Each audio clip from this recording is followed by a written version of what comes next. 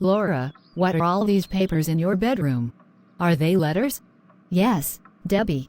These are all the letters I received over the years from a pen pal I once had. My coming out as a lesbian not only ruined my relationship with my father, it destroyed my friendship with the pen pal. Now I am about to shred all these letters. Why don't you start from the beginning on how you made contact with this pen pal? When I was 9 years old, I learned in school from a friend about a pen pal service that connected people from around the world. I sent a form to that service requesting a pen pal. I specified that being a Christian, I wanted to correspond with a fellow Christian. After a few months, I was introduced to a girl in Kenya named Penny. Dear Laura Park, my name is Penny Nigga and I live in a village in Kenya. You are the first American I've ever sent a letter to. Your bio profile says you are a devout Christian, so I am thankful for that, for nothing is more important to me than my faith. And your picture is so beautiful. Clearly God has blessed you. Over several years, Penny and I swapped many letters and I thought I knew her like a sister. She told me all sorts of stories about life in Kenya and I told her about my life in Texas, including some unpleasant events. Dear Penny, today I got in a fight with another girl at school. This girl said that if God sent her to hell for not worshipping him, he was a tyrant no better than Hitler or Stalin. What an ironic argument, considering those dictators were atheist. So I confronted her and then I tried to punish her by using my karate chops on her, but she became so angry that she wouldn't stop fighting until we both were badly bruised. We then both were sent home from school after seeing the nurse. You were referring to Carrie, right? I remember seeing that incident. Even I was shocked at how furious Carrie became. But in truth, you had that beating coming. Yes, I know. I totally underestimated how strong she was and overestimated my own fighting skills. Anyway, dear Laura, thank you for standing up for God.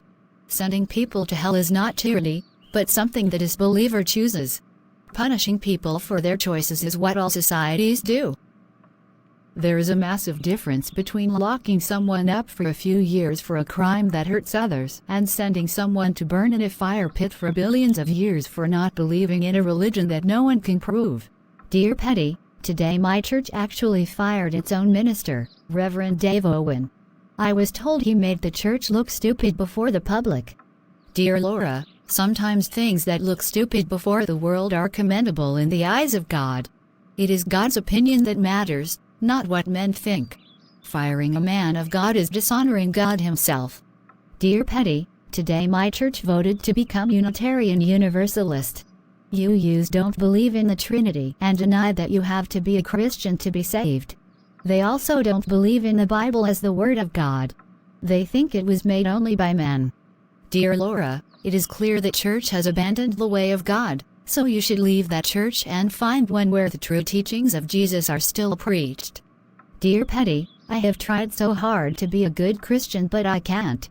Because I realized I am actually a lesbian and have fallen in love with another girl named Debbie.